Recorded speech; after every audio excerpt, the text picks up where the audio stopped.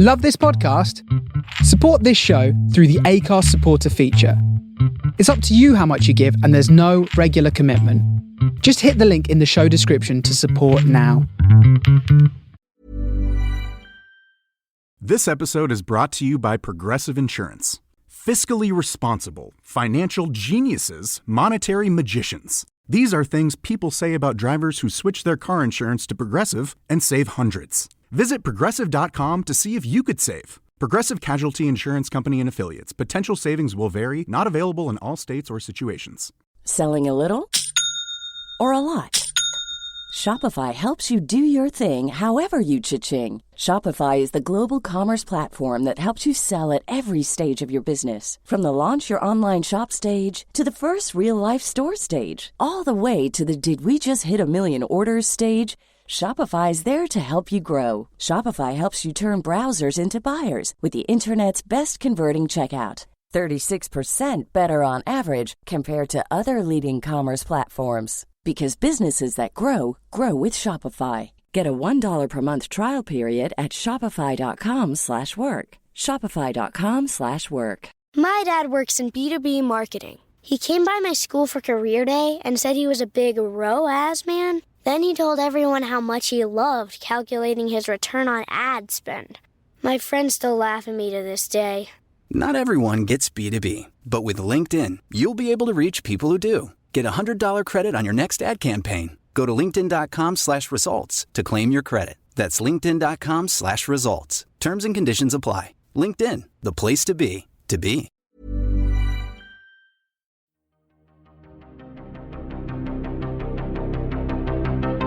This is Writers on Film, the only podcast dedicated to books on cinema.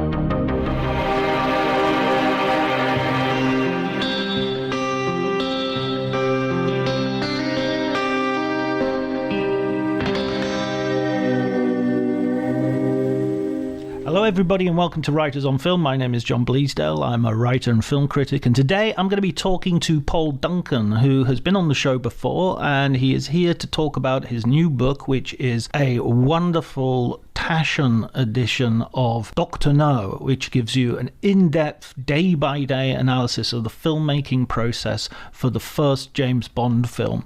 It's a wonderful book, gorgeous to look at, and hopefully there'll be also a sort of cheaper version out in the near future. But until then, you can enjoy the fruits of Paul's researches via this conversation. If you enjoy the episode, please remember to like, subscribe, do all those things that make Writers on Film the biggest podcast in the world. And also I'd like to point out that Cinema Italia is available now. There's a new season ongoing, a look and celebration into Italian cinema, which is available from everywhere you get your podcasts. But before you do any of that, please enjoy the conversation.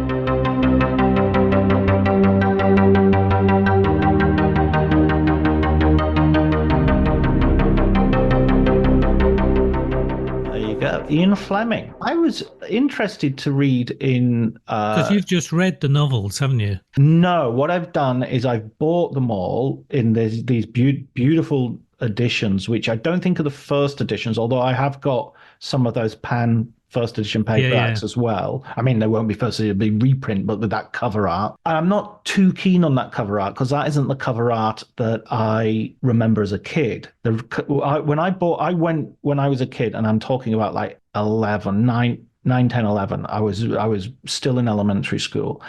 There was like a secondhand bookshop in the village and I went, and they just had like a pile of these pans. Yeah, they all did. 5p. And so I just got them all and read through them or tried to read them. I was way too young to be reading them, just in terms of, it's so weird getting them now because Live and Let Die, when I was that age, it's like going back to your elementary school. I remember this being a really thick book, and it's not. But I remember like struggling to get through it. But so I collected them to just have them physically. And now I'm waiting, I guess, until the summer, because I've reread them like about 10 years ago. I read them all when I was a kid, reread them about 10 years ago, and now I'm ready to reread them again. And I was thinking maybe of even doing a little blog or something about the... Of course you will. No, kind you're of going to like, do a podcast. I know you. yeah. You're going to start a new one, right? You're going to do subsets. There's going to be a whole list of your podcasts, and they're going to be subsets. It's going to be. You'll need a bibliography in order to keep up with all these podcasts you're The doing. key to all mythologies is my is my I'm like the guy from Middlemarch who wants to just have everything connected somehow podcast wise. No, absolutely. I've got a Terrence Malick podcast brewing as well for the publication of the book, so that Of would be. course. But I was reading in your Doctor No, in sort of the first chapter where you're talking about Ian Fleming. It's so interesting to see that this is a character who's created by a man who's just about to get married, and that was a bit of a aha moment for me. Yeah, it was like it's the idea of fantasy, the fantasy of what would his life have been like if he had been a spy, if he wasn't married, if he wasn't tied down to a place or tied down by money worry. You never see James Bond having money worries. And yeah, it is a complete fantasy object in that sense. I think you're quite right. And I think that what's interesting about the novels as you go through them, reading them in order. When I did the James Bond archives originally back, I started that in 2010. I mean, I'd read the occasional James Bond novel, but not all of them growing up, just when I could pick them up, like you said, in the local secondhand bookstore or junk shop even. But then I thought, well, I've got to do the decent thing. I've got to read them all. So when I was going down to London, in fact, to research at the archives, looking at all the images and all the documentation, etc., for the James Bond archives, I read all the books in order of publication. And one of the things I noticed, so this was Skyfall was going to be made. It was before Skyfall was in production and during the production that the book was put together. And I thought, oh my God, I didn't realize how damaged Bond is by the experience of becoming a spy. He is, at the beginning, it's all, yada, yada, yada, killing women, smoking, driving fast cars, bit of action. It's all great. But as it goes through it, sort of spoiler alert, it's like he's psychologically damaged by the whole experience. It really, really messes him up. And to such a point where he cannot be trusted by the British Secret Service. There's even a scene where he attempts to kill M. And so, sorry for all these spoilers, John. It's okay. I have read them all in also in chronological order, but as I say, 10 years ago. So which book does he try to kill M in? I'm not. You're not going to tell me that one. Okay, I'm not going to tell you all that. Okay. But essentially, what this is really this I found very interesting. It's like the whole. If we're talking about fantasy, it's like the fantasy of this character goes wrong. It becomes a sort of nightmare. And so the character is diminished towards the end, by Man with the Golden Gun. It really is diminished. He's been put out to pasture and he's been looked after by Mary Goodnight, if I remember correctly. So this is not a fantasy figure in the way that you would expect a fantasy figure to act. And I think it's also surprising that this is also a period where Bond is at the height of its popularity. He's writing these novels around Dr. No coming out, the film, and From Russia with Love, and then and then he's gone. So he passes. Fleming passes, and so I think it's really interesting. It's sort of like almost contrarian. It's like something's gone wrong with that fantasy life. I don't know psychologically. I don't know if that was intentional in the case of Fleming, or whether it just crept in and he went with it. But yeah, but the original idea of him writing the character as he gets married, I think that is perhaps telling in one way, but also you've got to remember he was somebody who was going to have to support his wife, who was going to, had certain expectations. She came from a privileged background. He was essentially poor. He was a reporter, and he would then have to support her in some way. And this was really, I think, the other aspect of this is that he wanted to be a novelist. He wanted to make money from this, also to relive that element, the most exciting element of his life, which was during World War II. He was part of Naval Command, and he would construct these scenarios for armed men, soldiers, to go behind the lines in order to capture intelligence from the Germans before they destroyed that intelligence as the Allies were advancing through World War II. So he couldn't go himself. He wished to. So this was a way for him to relive that experience and to talk about it in a way without being prosecuted under the Official Secrets Act. As others, if we're talking about John le Carré, it's a similar situation. Spy wants to talk about it, can't, writes about the psychological aspects of it. And W. Somerset Maugham, Ashenden, and Fleming knew Maugham as well. So, they were friendly. So, and also there's an American writer, Charles McCarry. Do you know him?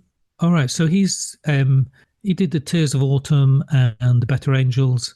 I just read the Better Angels for the first time. Very, very good. You should look him up. He is also another ex-CIA agent who then wrote about. He had a character, Paul Christopher, a series of novels. So. And those are well worth looking up. You can put it in your list there. Raymond Chandler writes a really positive review in the Sunday Times of Fleming's novel, one of Fleming's novels. I think it's after a couple have been published. And I was really interested. He says this quote, he has this quote, which I loved, where he says, you don't have to work at Fleming's books. He does the work for you. And I thought that's really interesting because I've always kind of been a bit condescending towards Fleming as a writer. And I was talking to someone else recently, and we were talking about the sort of not the Bond books, which are written by Sebastian Faulks and William Boyd, and a lot of other writers have had John Gardner and Kingsley Amis, and they made the point, and I think it's a very good point. William Boyd is a better writer than Ian Fleming, but his Bond book isn't as good as Fleming's. There's something about Fleming that he owns that character so thoroughly, and he owns that kind of story and that kind of plot that he does, that everything else looks like pastiche by comparison. Yeah, I think that he's the originator of the character. It's like I think that when you're writing, I mean, you write, John, you write fiction. There's a certain point where you're in the zone, I think that's the phrase, where you've got a vision for it, where you physically can actually live in that space. And there are two things that happen. I think there's the creative aspect of it in terms of actually being there and visualizing it. And then there's another aspect of it, which is the language or voice. And that comes from finding that voice is often the key. So if, as we were talking earlier about certain writers, they have a certain voice in their writing that you recognize and that you are keyed into in a certain way. And finding that is, I think, for any writer, the most difficult thing to do. But once you have it, you have to cling on to it. And I think Fleming found his voice somehow immediately on the first book, Casino Royale. Yeah, the very first sentence, the description of 3 o'clock in the morning. Yeah, You're immediately. I'm in a James Bond novel. Yeah, but also if you look at his style, it really goes back to somebody like I'm gonna say Paul Kane, who's an old noir novelist. And one of the very striking things about Paul Kane is the way that he absolutely strips out everything extraneous to the story, so that the only words in the story are words that propel you forward. So it's a very, very specific voice. You look at Dashiell Hammett is similar in that way as well.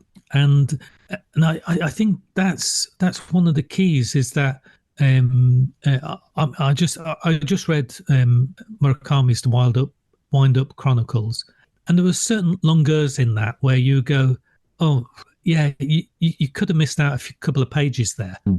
Interesting as they may be, really you've gone on a bit too much. Let's get on with the story and the characters, please. Yeah. And Fleming, there is no point in any of his novels that has to be the first time Murakami and Fleming have been compared as literary stylists. Not the last time, I'm sure. but it is important to if you're going to look at novels and writing style, it's the absolute discipline of doing that. But not only that, the thought process to go into that. He only wrote these in a couple of weeks. There's no. It's not like he spent a few weeks writing it and then a year rewriting it, making touch-ups, sending them to his friends, making sure it was accurate. Doing due diligence on it, changing the names where necessary. But really, he didn't restructure it. He never. He could take out half a page if he thought he was waffling on it. But no, this comes from newspapers. It comes from knowing that you've got this restricted word space, a certain number of columns, and you have to move that story on. You have to get everything important into that tiny, tiny space, so that even though the novels are short relatively in today's market, the stories and the characters feel full. Yeah. And that's I think that's key. That's why you could see them as films. Absolutely, and that's sort of like the next thing I wanted to move on to, because this book that you've just done on Dr. No, I mean, to begin with, I wanted to ask: is this like the first of are you going to be doing a Dr. No and a Russia from Love, and is it a series you've got planned here? I wish, but no, there are no plans for that. Okay. But I mean, seriously, John, there's nothing. It's not been talked about.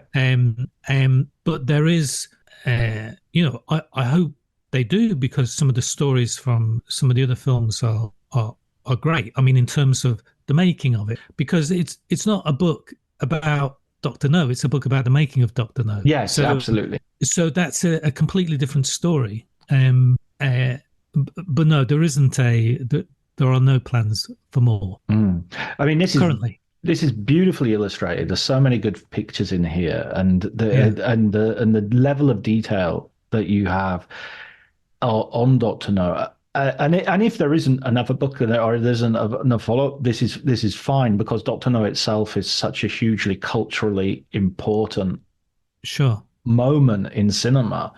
And culture just generally. John Higgs was on the podcast a month or two ago, talking about how Dr. No is released the same afternoon as the first Beatles single, "Love Me Do," and it's just like, wow, what a time to be alive. Yeah.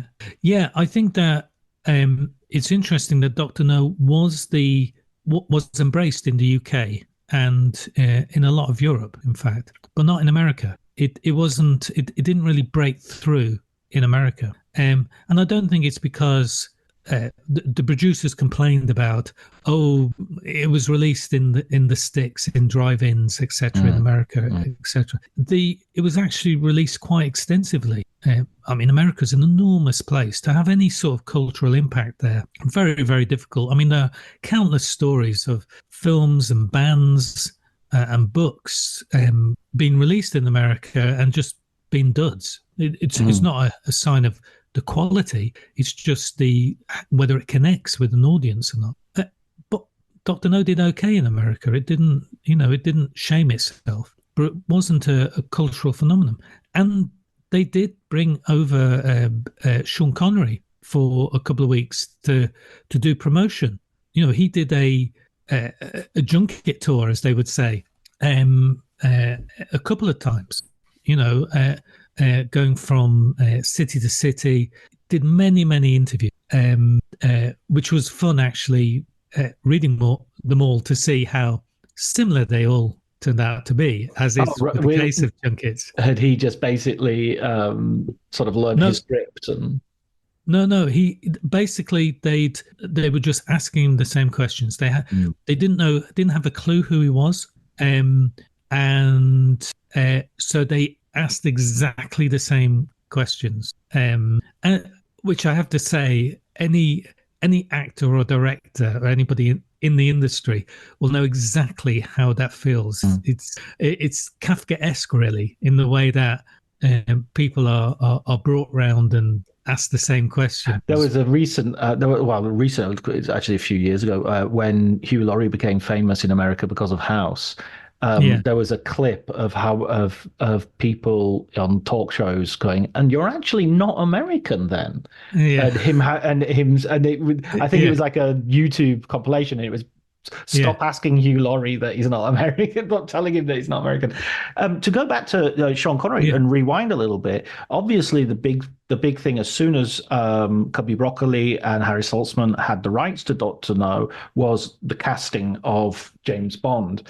And it's interesting that when Connery was on board, you talk about him being like... their relationship was right there from the very beginning in terms of that template of he was not going to be an easy character to deal with. He was by no means like going, oh, brilliant, you're giving me my great break. He was like, no, you pay me money for this. And he wasn't pleased with his salary and had to sort of shout about it.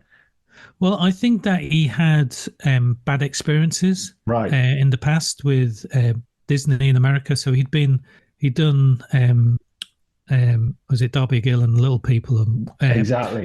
So he'd been groomed as this, handsome young man, blah blah blah, and I think what happened was that he had educated himself in the world of acting, and also he'd taken the whole idea of acting very seriously. He did stage productions and he did TV productions, quality material.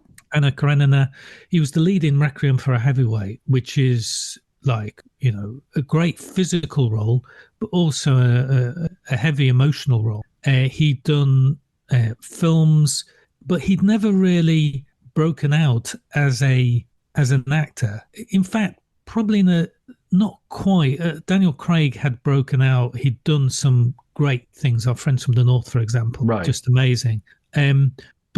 But Connery hadn't really had that really breakout role. He'd been misused. He had all these qualities. And I think that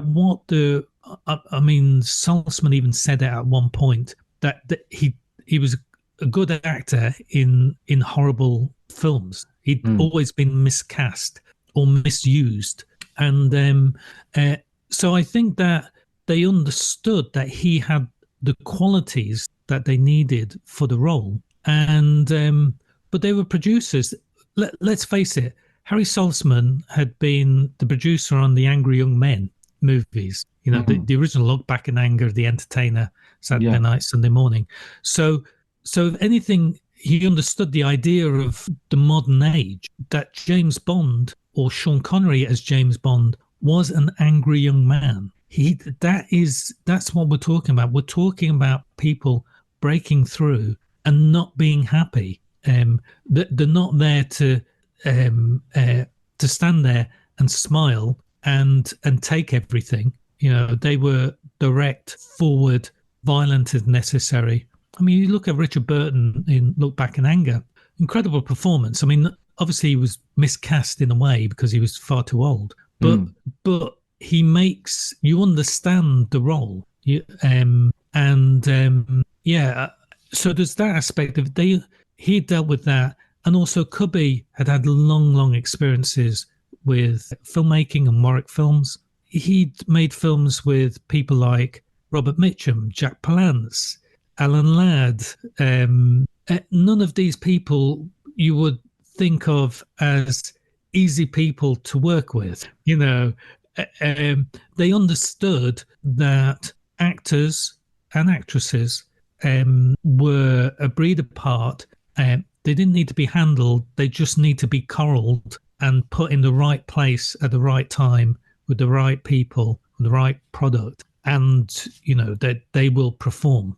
So we have, I mean, I think it's been spoken about enough, the sort of the various sort of other names that have been floated about James Bond. Sure. Let's stick with Connery for the moment, and we'll and go into the actual sort of the making of the film. I mean, one of the reasons Dr. No was chosen as a book, it's not the first chronological book. Yeah. It was to do with budget, right? It was because Thunderball was initially one of the possible, and therein lies another sort of long story. Oh gosh, yeah. So Thunderball was the new novel that had just come out.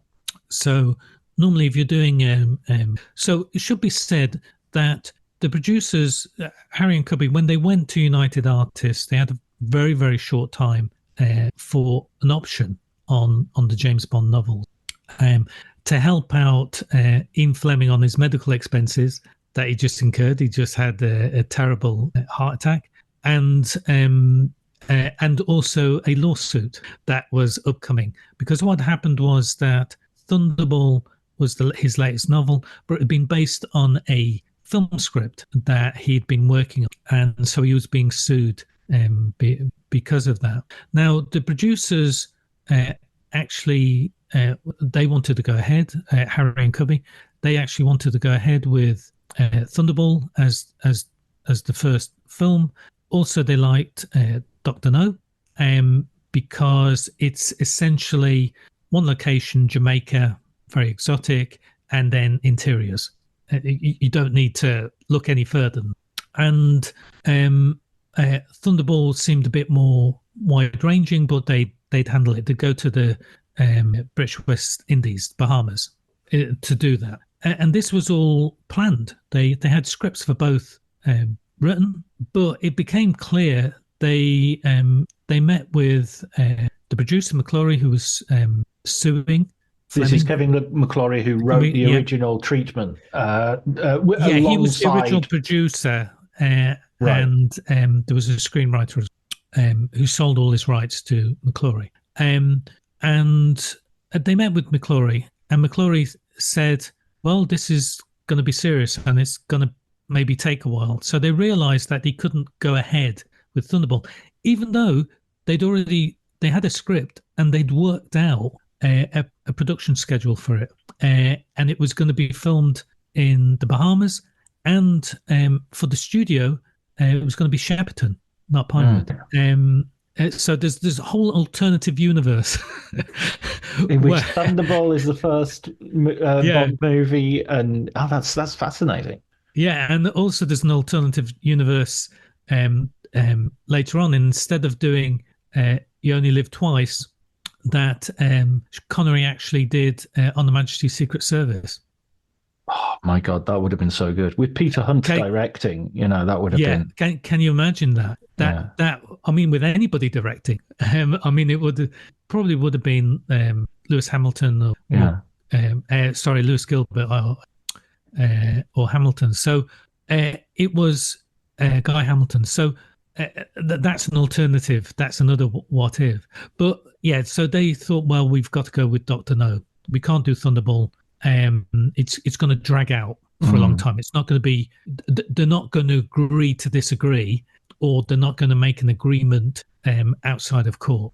So they thought, oh well, I have to go with Dr. No, and that's when both Wolf Mankiewicz and Richard Maybaum went ahead and started working together on rewriting. So there was a lot of rewriting on that in order to get a script, a shooting script. Now I should say that the shooting scripts, I read them all, and I've detailed them all. I tried to do due diligence to include everything in the book so that people have an idea of really what the plots were, but also the tone, because the tone changes a lot between the different scripts. Some of them are ultra serious, some of them completely ignore Fleming's plot. Famously, Dr. No is a monkey. Another alternative. Yes. And just as a figurehead, it was the idea is like the Wizard of Oz type thing, of just having a figurehead, but really somebody else in control. And but what I thought was interesting is that the tones, it sort of went way too serious, way too campy, way too serious, way too campy. And it was when Terence Young came on board and actually took the script by the scruff of the neck. What he did was he aggregated them all. He took the best elements, the best parts of them, put them into a workable script, but also the tone that he took was very much, I think, the sort of the black humor, the dark humor of people who have been in war or in the services. If you think of people who've worked as police, firemen, people in very, very stressful jobs, they use black comedy in order to take the tension away from the job at hand or the moment at hand, in order to release the tension. And Terence Young, he'd been a tank commander during World War II. That sort of humour was absolutely the sort of thing that he would have experienced during the war. Yes, and that's what he made. That's really where the humour of Bond comes from, because it's not in the novels. This is the sort of humour that men of action would use, and so Terence Young, I would say, is probably the physical embodiment of Ian Fleming. He had James Bond, because he had that. He lived life to the full. There's all the money that he spent, not just on James Bond and on his previous movies. He was always in debt, because anytime he had any money, he spent it. He spent the money he didn't have. On Dr. No, they even withheld money from his paycheck because they knew what he was like. This is not the producers, I should say. This is film finances who did the completion bond on. They'd had previous experience with Terence Young.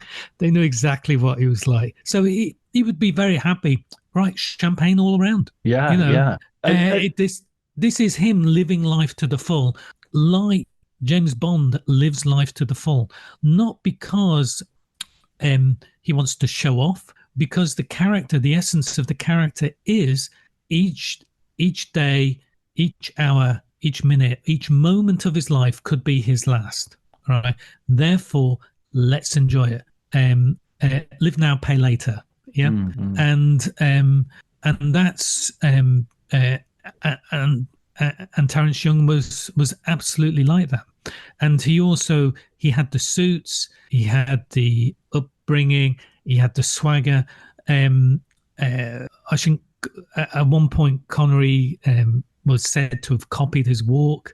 Terence Young trained Connery in how to wear suits, how to eat at restaurants, what to order, the whole thing. He just like coached him all the way through.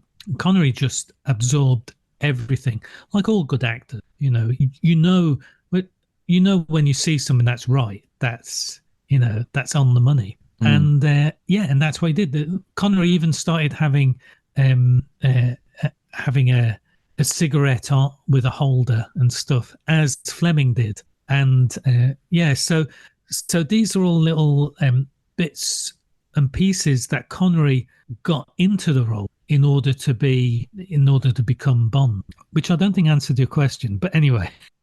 Well, you brought up a piece, something which I thought was interesting as well, though, because we're talking about like the differences and the evolution of Bond.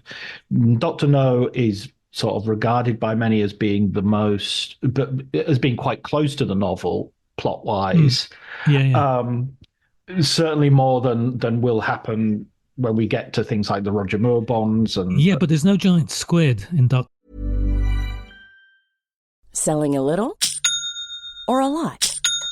Shopify helps you do your thing however you cha-ching. Shopify is the global commerce platform that helps you sell at every stage of your business. From the launch your online shop stage to the first real-life store stage, all the way to the did we just hit a million orders stage. Shopify is there to help you grow. Shopify helps you turn browsers into buyers with the internet's best converting checkout. 36% better on average compared to other leading commerce platforms. Because businesses that grow with Shopify. Get a $1 per month trial period at shopify.com/work. Shopify.com/work.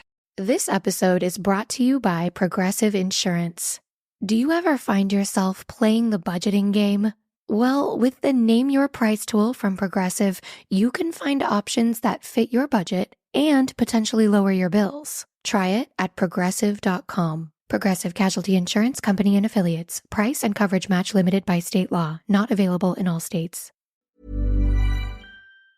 No. Yeah, that's but you can kind of see those changes as a sort of budgetary,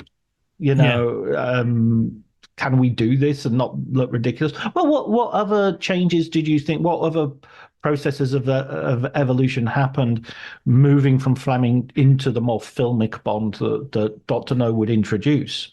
Well, I think the first thing you've got to remember is that the film Bond is not the Fleming Bond. That they are different. I think the closest we psychologically would get to it is really on Dalton in A License to Kill, and the Daniel Craig. The whole idea of Daniel Craig's dissolution and going mad, if you like, his breakdown as a character really follows the novels more closely. And I think that's probably the thing that Daniel Craig liked about it. But on Dr. No, they were creating a character who moved. And I think that psychologically, the key moment in the whole movie, if you like, the first half of the movie is really an investigation, like any film noir. James Bond is trying to find out where he is, who are the good guys, who are the bad guys. Jack Lord, is he a good guy or a bad guy? Yeah. So always it's about investigation, but there's a very specific point where Professor Dent, again, good guy or bad guy, comes in and tries to kill Bond. Bond is in waiting for him. We see that Bond, we're not told, we're shown that Bond seduces Taro, the girl who's been spying and passing on information. He then hands her over to the police. He then sets up her place in the mountains in order to make it look like there'd been a night of drink and carousing, an old word there, and then takes out some playing cards, plays solitaire, and an ashtray as he waits for the assassin to arrive to kill him. So this is the first time really that you see him at work as somebody who is licensed to kill. So the tone of the movie changes, and then Dent comes in, fires into a bed which has been set up, plumped up to make it look as though Bond is there. And in fact, if you think about it, he was going to shoot Miss Taro as well. Yeah, they were both supposed to be in bed together.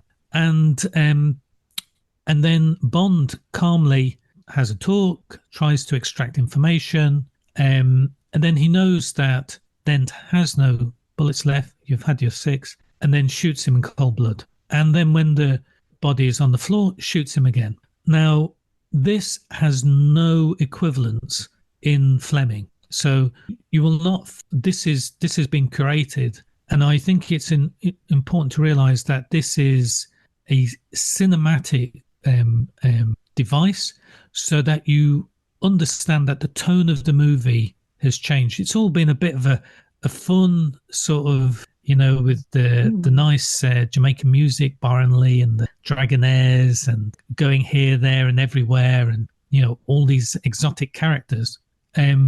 But Terence Young. I mean, it's a blinder of a scene. It's really, really excellent. Not only that, there's something else as well, which is that they had to film it multiple times because with different versions, because they didn't know whether they'd be able to get away with this, and so they had to film a version where Dent actually fires back, misses Bond, and then Bond, so that Bond is reacting rather than being the anti-hero. Because that's what he is. He's an anti-hero. He kills somebody in cold blood. He is not. He is not a nice man. This is something which I think sometimes people may forget because of all the other aspects of it. That really, you don't want to go into a bar and meet a killer. This is this is not something that you should wish upon yourself. I mean, this is something that was realized at the time as well, because people were already criticizing the novels as sort of like, oh, it's sadistic and it's this and that. They weren't, I mean, it was something, and also I think sometimes when people go back and rewatch these films, they're a little bit surprised and shocked by, they're not the fluffy Roger Moore-y sort of. Yeah. And it's like, oh, he treats, in Goldfinger, he's, that isn't that rape? And it's like, well, it's kind of all of a piece with that character. Yeah. I mean, these are not, nowadays we have warnings on things like this, but that is something that is new. This is part of why Bond became so popular, not because he was sadistic, but because it was more realistic. So previously you would have the clubbable heroes, the John Buchan school, the Saint, and these other characters who always had a flair, but were fair, flair and fair. Yeah, this is like, they were likable.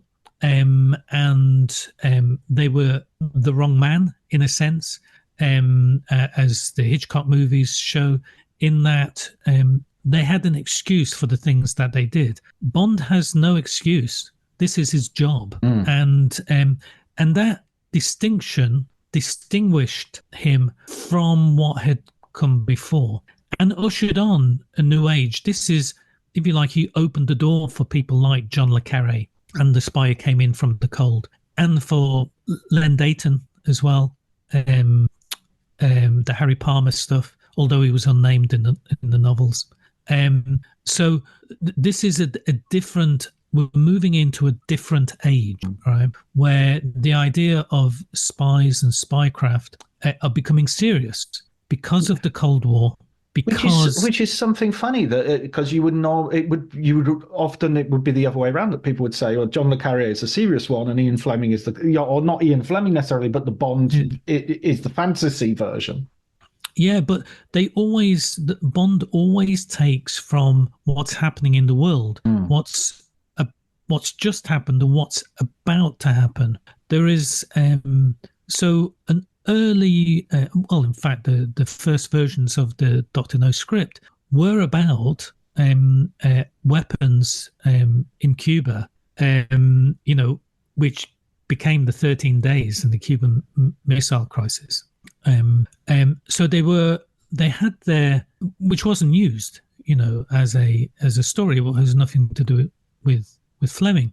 But Fleming did base those incidents. The idea of toppling missiles did come from actual cases that he'd seen reported. He did take from news events in order. Those are the things that informed his stories. And in fact, in the production itself, you do all of the equipment that you see in the communications room is real communications equipment that was due for the New Delhi airport.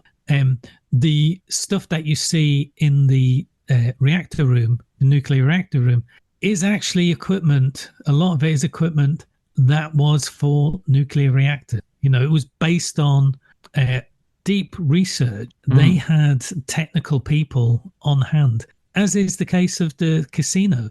They used real chips, real plaques for that had to be insured because they were worth, £15,000 or whatever, which was a chunk of money in 1962. So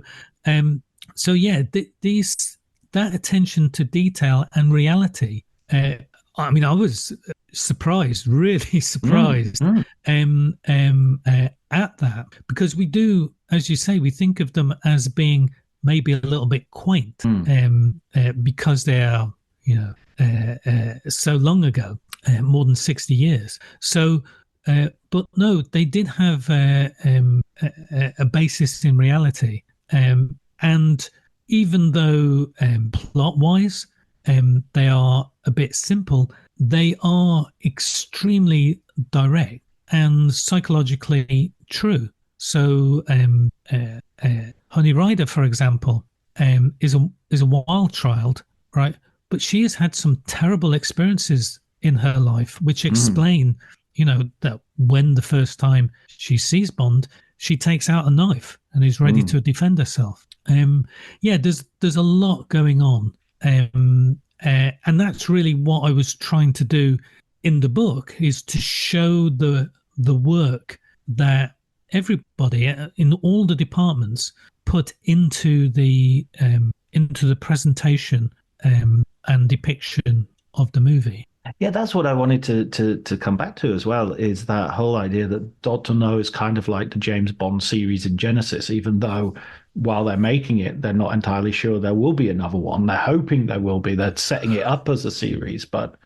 Yeah, they had a commitment from United Artists for a series of films.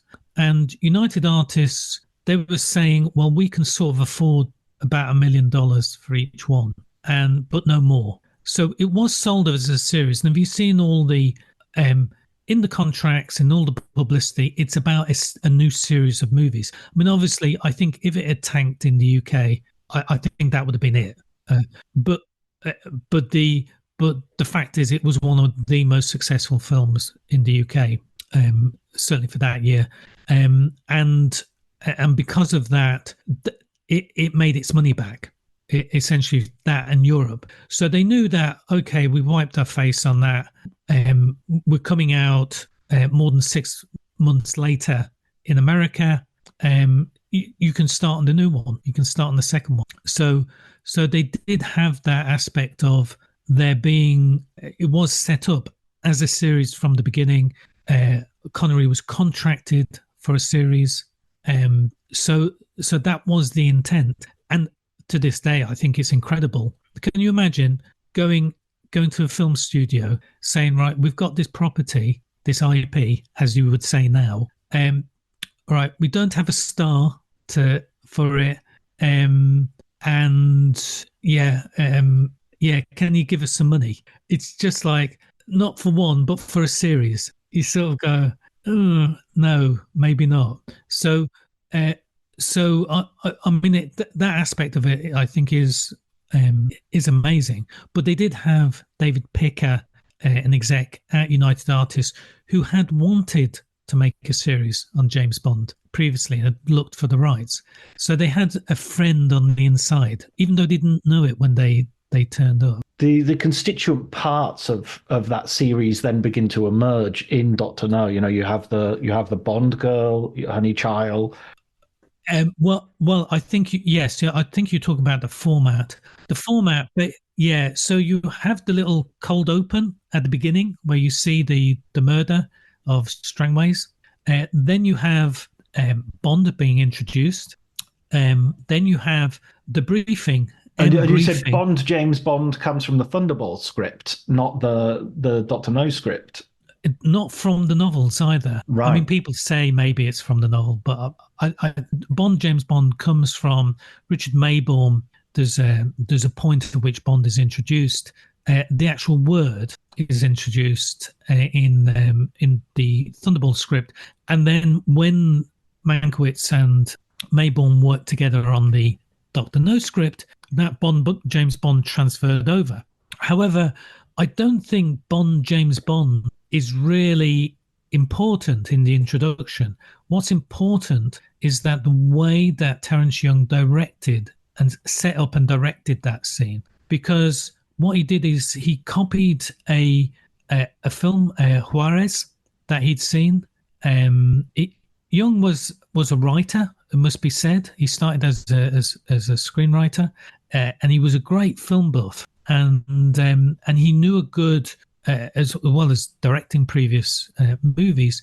When he saw a good movie or a good moment, he knew it. And in Juarez, the central character is introduced from the back, so you don't see him, and people talk about him, and then there's a point where the camera moves around and he's then introduced as Suarez. And Terence Young loved that. He thought it was a great way to introduce a character. And in fact, all the main characters, they all get a great introduction. It's a very Hollywood thing that, the whole idea of the central character entering by having the slow walk down the stairs, or a certain word, or there has to be a setup. I mean, the ultimate is obviously Harry Lime in The Third Man. Spend half the movie talking about him, yeah, and then there's a cat at his feet. A light comes on, and he's sort of looking up, smirking with a twinkle in his eye. Yeah, saying, "Oh, you were wondering when Orson Welles would turn up, and here I am." Yeah, but this is important, and what Terence Young did, he set up Bond in the same way. You see him. In fact, the first day of filming on the casino set, which was, they'd filmed in Jamaica for weeks. Then they'd had about a week at Pinewood Studios, and then they moved to the casino set. The first day of the casino was really him being framed and moved in order to hide who he was. So all of those concentrated on Sylvia Trench, all her scenes, the camera being in that position. So Sean Connery was doing all the lines, etc. And then when the camera on the second day, when it turned around for on the other side of the table, and you're looking at Bond for those scenes, sort of long, medium, close up. For that moment where he says Bond, James Bond, they did 9 takes, and each time it would be slightly different. So what Terence Young was looking for, I think, is a rhythm to the whole thing. Film is a musical form. It's about rhythm. It's about editing, cutting to a rhythm. You either the cuts or the action within the frame all have a certain rhythm to it, and he's trying to find this. When Harrison Ford ridicules, or people take it as ridicule, that George Lucas says to him on the set of Star Wars, faster, more intense. Yeah, he's not really ridiculing. What's happened is Harrison Ford has come on set, and the director dictates the rhythm of the action, the rhythm of the dialogue, and once they have it, like finding a voice for a writer, once they have it and once they know it, they give actors that clue to say, right, you need to make this a little bit faster, you need to be a bit harsher on this. You need to slow down here, because not because the actor is doing anything wrong, but within the whole context of the movie, there is a certain rhythm and pace. Sometimes you need to slow it down. Sometimes you need to speed it. And what Terence Young found in that movement was that Bond is lighting a cigarette at the same time. That's the action. So at what point does he put the cigarette in his mouth? At what point does he say the words? At what point does he light it and inhale? Those things have to be choreographed. So it's Bond, flick, light, James Bond. Yeah. So once he'd found that, right, that print, it's gone. If you have a look at all of the, because I had complete access to all the extent documents on there, and as you know from going through the book, I go into incredible detail about the number of takes, the changes in the setup, how they changed and moved the camera, because I want to show in the book physically how you make a movie in the early 60s. It's not like making a movie now. And if you have a look, mostly Terence Young only did 1, 2, 3 takes, and that was it. And he only had one take to use. Very, very, very little to work with. But on this one, he went to 9 takes because he knew how important it was, and he knew that and he knew it. Once he had it, he had it. And so it's not just Bond, James Bond. It's Bond, James Bond. Yeah. The whole rhythm and choreography of is what makes that scene. I love the way that's also it's actually it's genuinely a piece of dialogue. It's her saying Mister and him answering. Yeah. It's not just him turning up, as he will do in later movies, and say the name's Bond, James Bond. It's sort of like Mister Bond, James Bond. Yeah, because she also introduces herself as Sylvia Trench. Yeah, exactly. Yes. That's something I noticed last time. Yeah. So this is within courtship, it's called mirroring. Where it's you like mirror 2 peacocks. Sort of, yeah. So he's following her, the rhythm of her speech in order to ingratiate himself with her. Wow. So in order to pick her up. So it is a seduction technique as well. No, I think it's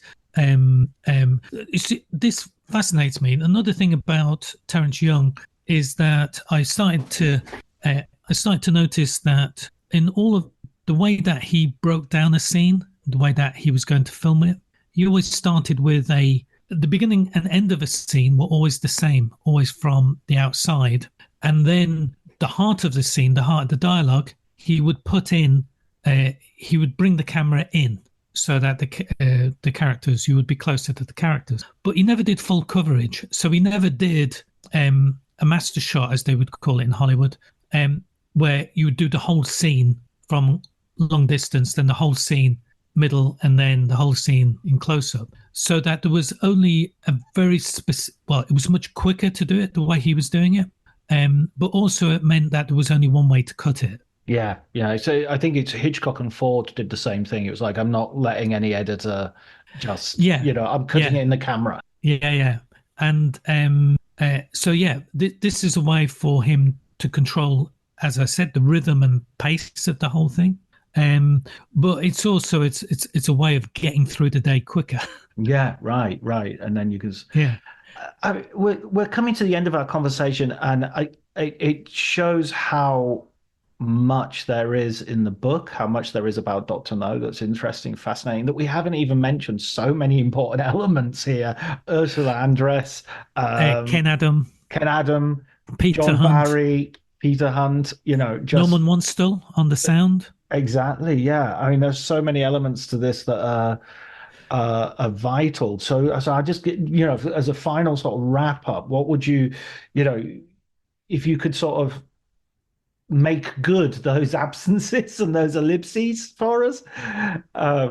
Yeah.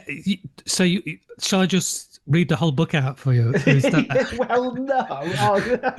No, but, okay, so everybody buy the book. Number one, and number two, what would you sort of pick up and something we haven't said? Well, I think for me, all right, for me as a project, the important thing for me was that I wanted to I wanted to put the reader in the situation where they are going through the whole production. Normally, we've seen that there are great film books where people are on set and they have on-set diaries, etc., because they were there, right?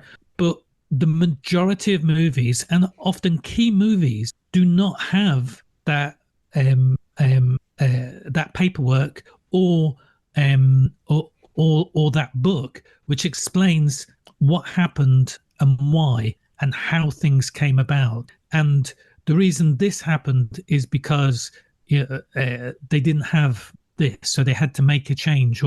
And I wanted to do that type of book. I've never done that type of book before, and I had an opportunity where I could lead the reader through every process, every discipline of filmmaking at that time. And I think it was really a once in a lifetime opportunity to do this. Not only giving you the pictures, I have complete access to all the photography. There was a lot of stuff that was actually not there within the Eon archive, because at that time they did not keep a lot of materials. They would send original negs, etc., out to photo agencies. Luckily, I had there were a lot of James Bond fans who had collected this material, and they gave me access to this so that I can include it in the book for the first time. There were also all the documents that I wanted to reproduce and show so that you could read them. You know, it's not just me telling you, but I love that, the letters, that sort of back and forth, and and sometimes they're unreadable, the handwriting. So I've spent ages trying to decipher them, and I've included like the full texts in some of the letters, and you get a real sense of what the real ebb and flow of emotion is on these books. In this film, and for me, that's what I wanted. I wanted to show that, and also to show that how much of it was planned and how much was accident and was just good luck. I mean, let's face it, Ursula Andress did not have a screen test. She was normally you would have for a movie, you would have the main actor and the main actress would come together and they would have a screen test to see if they had chemistry. You know, if they could fit in the same frame, what they looked like, if they got on, if they reacted, if there was a certain twinkle in their eyes, and they had the same sense of humor. You know, these are the sort of things that had to be tested. And they had these two actors, Sean Connery, Ursula Andress, came together, and this was after 2 weeks of filming. Ursula Andress turned up, and the first thing they had to do was sit in a boat in Jamaica and kiss for the end scene. And they got on like a house on fire. They had chemistry in life and on screen. And that, I think, that was just pure luck. And so much of this is planned and so much of this is luck. You know, if you get Ken Adam and you give him, they went completely over budget, to such an extent that film finances had to take over the finances. They had to physically take the bank accounts off the producers in order to in post-production, because they had gone over budget so much. And the reason they'd gone over budget is because the producers let Ken Adam go wild, basically fulfill his vision, and they let him fulfill that vision while they were in Jamaica. You know, he was building and designing and building these sets in Pinewood while everybody else was in Jamaica. It's just like, it's not best practice, I don't think. Fingers crossed. Exactly. Yeah, but they had faith. They'd worked with a lot of these people before. Ted Moore, the cinematographer, amazing cinematography. Ken Adam. They'd worked with a lot of these people before. And so they had faith in them. And sometimes the best thing you can do as a producer is do nothing. Just let people get on with what they're good at doing. And they gave Ken Adam his head. Bigger than life is, you know, what he that was his sort of phrase. He wanted to create something that was bigger than life. that went that little bit extra, that used new materials that you would not find ordinarily, and new materials that you would not have seen in real life to create these structures, in order to bring it a little bit, just 2 or 3 years into the future. And that whole thing came together. When you're making a movie, you never know whether the characters are going to work, whether the plot is going to work, whether the direction is going to work, or whether it's going to connect to an audience. These are all unknowables that create incredible tension on the set, especially if you're going way over budget. And that's what I wanted to capture. I wanted to capture that tension and unknowability of the future, to put you there day by day, because it's structured day by day, in the present tense. Yeah. And I wanted to bring you through that. And that sort of reconstruction I hadn't really seen before in film books. And it'd always been a dream of mine, and I'm happy to have actually done it. Yeah, and hopefully, it's just such an exciting way of looking at that, and sort of going back in time and experiencing that again. It's a great documentary in book form of that process, which I think is also fascinating, even if, obviously the core audience is going to be people who are fascinated by Bond movies, Bond fans. But even if you were just interested in the history of filmmaking in the 1960s, this would be I talk about financing, always a showstopper, talking about financing. And but also Norman Wanstall giving, who's still with us, giving us it was brilliant, absolutely brilliant talking with him, because he gave me a real sense of how things were edited and put together, with sound effects.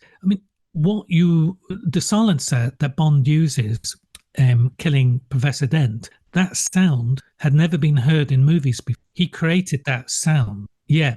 And so he created it by joining together different sound ingredients, and editing them together. And there were lots of sounds like that he had to create for the movie, as well as taking from sound library. And then the whole process of how do you actually dub is fascinating. The number of the actual physical process of making these movies, and that's what I wanted to. That was part of the thing that I wanted to do about it. And also trouble with the unions, where they all the sort of nitty gritty behind the scenes bits.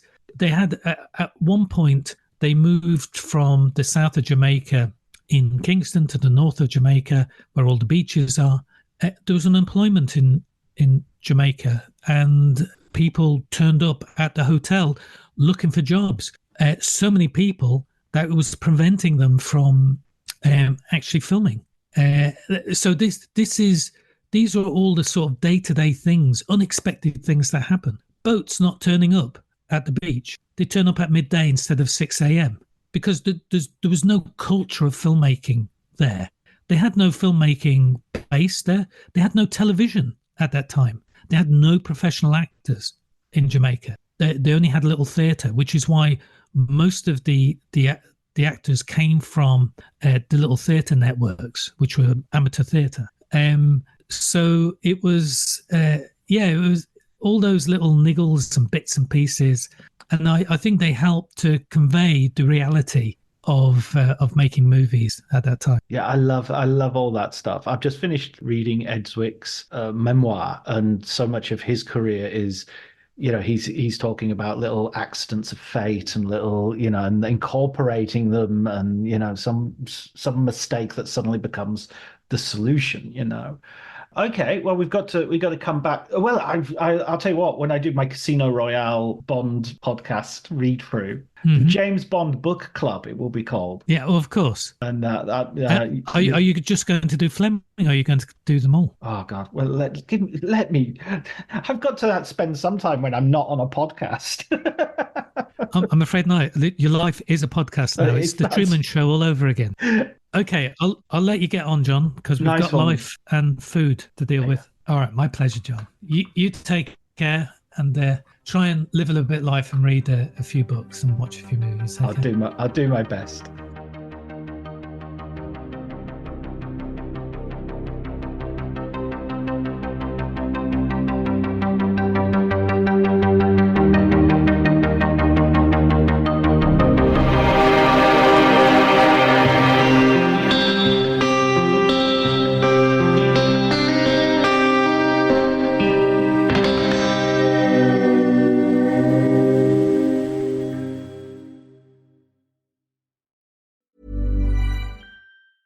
Selling a little or a lot? Shopify helps you do your thing however you cha-ching. Shopify is the global commerce platform that helps you sell at every stage of your business. From the launch your online shop stage to the first real-life store stage, all the way to the did we just hit a million orders stage.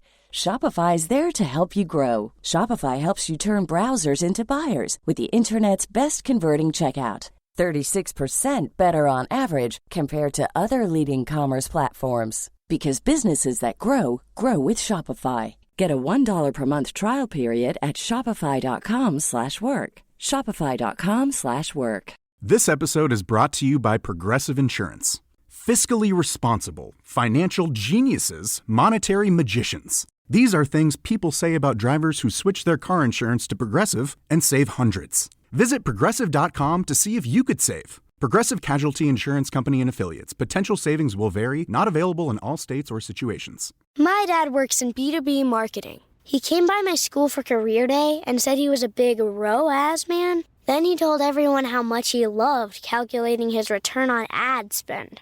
My friends still laugh at me to this day. Not everyone gets B2B, but with LinkedIn, you'll be able to reach people who do. Get a $100 credit on your next ad campaign. Go to linkedin.com/results to claim your credit. That's linkedin.com/results. Terms and conditions apply. LinkedIn, the place to be, to be.